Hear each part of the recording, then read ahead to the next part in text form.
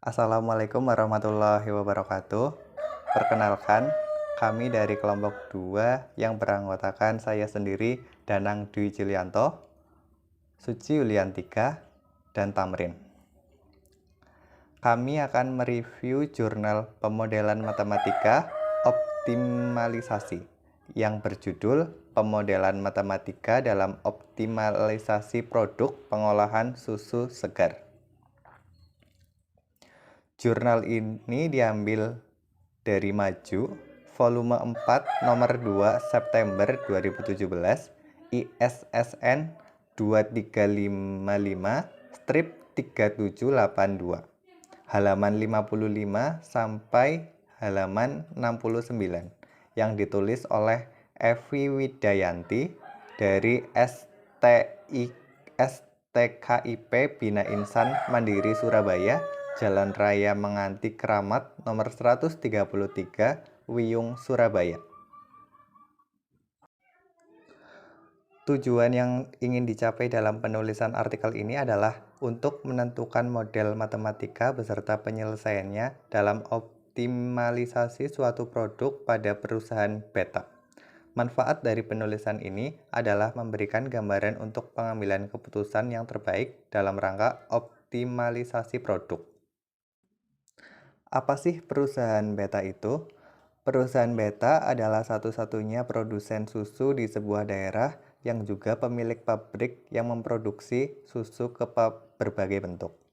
Susu dapat dikonsumsi baik secara langsung atau diproses dalam bentuk mentega, yogurt, keju, dan krim.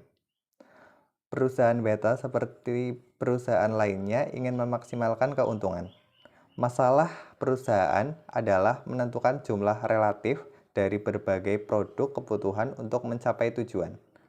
Dari permasalahan di atas, maka penulis tertarik untuk menentukan model matematika beserta penyelesaiannya untuk mencari jumlah relatif dari produk yang dihasilkan oleh perusahaan guna memaksimalkan keuntungan. Kajian teori yang diambil oleh penulis adalah program linier. Program linier merupakan suatu metode matematika yang dapat digunakan untuk membantu dalam perencanaan dan pengambilan keputusan dalam penggunaan sumber daya yang terbatas di tengah-tengah aktivitas-aktivitas yang saling bersaing melalui cara yang terbaik. Dalam program linier dikenal dua macam fungsi, yaitu fungsi tujuan dan fungsi pembatas. Fungsi tujuan adalah fungsi yang menggambarkan tujuan atau sasaran di dalam permasalahan program linier yang berkaitan dengan pengaturan secara optimal sumber daya untuk memperoleh keuntungan yang maksimal atau biaya yang minimal.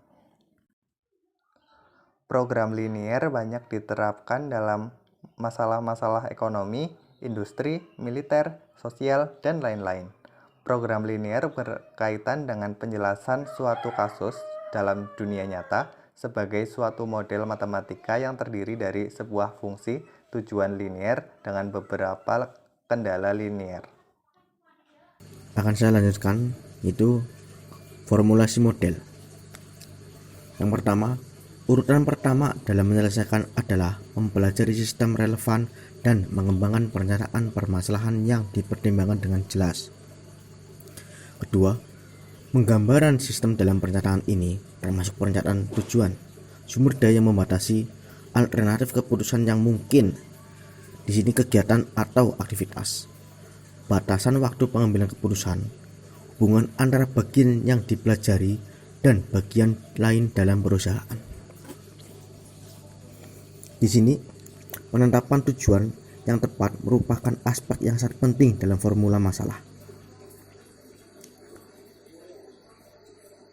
Untuk membentuk tujuan optimalisasi, diperlukan identifikasi anggota manajemen yang benar-benar akan melakukan pengambilan keputusan dan mendiskusikan pemikiran mereka tentang tujuan yang ingin dicapai.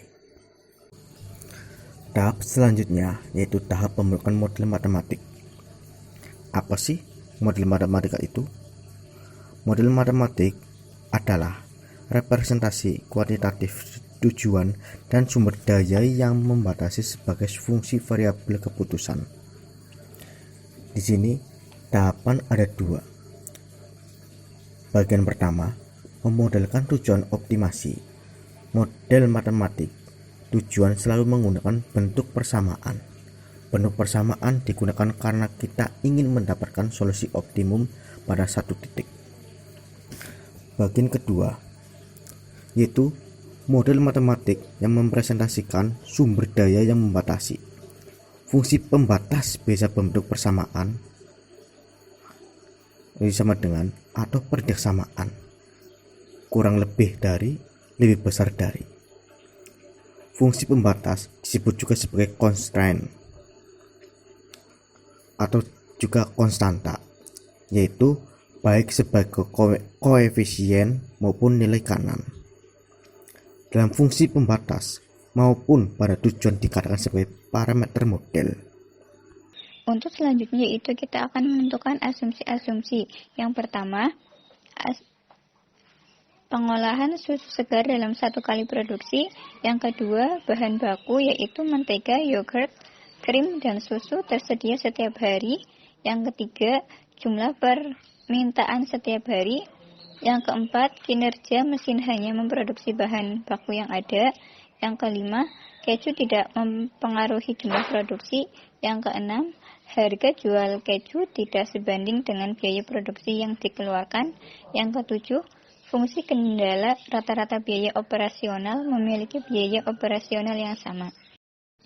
Nah, dari asumsi-asumsi tersebut, kita mengetahui bahwa pengolahan susu segar dalam satu kali produksi itu kelompok kita mengambil batasan bahwa pengolahan dalam susu segar itu kita buat selama satu kali produksi. Terus yang kedua itu bahan baku, jumlah permintaan, dan kinerja mesin hanya memproduksi bahan baku yang ada. Itu juga akan mempengaruhi nilai optimalisasi dari pengaruh produksi susu segarnya. Dan yang kelima itu ada keju tidak mempengaruhi jumlah produksi. Dan yang keenam, harga jual keju tidak sebanding dengan biaya produksi yang dikeluarkan.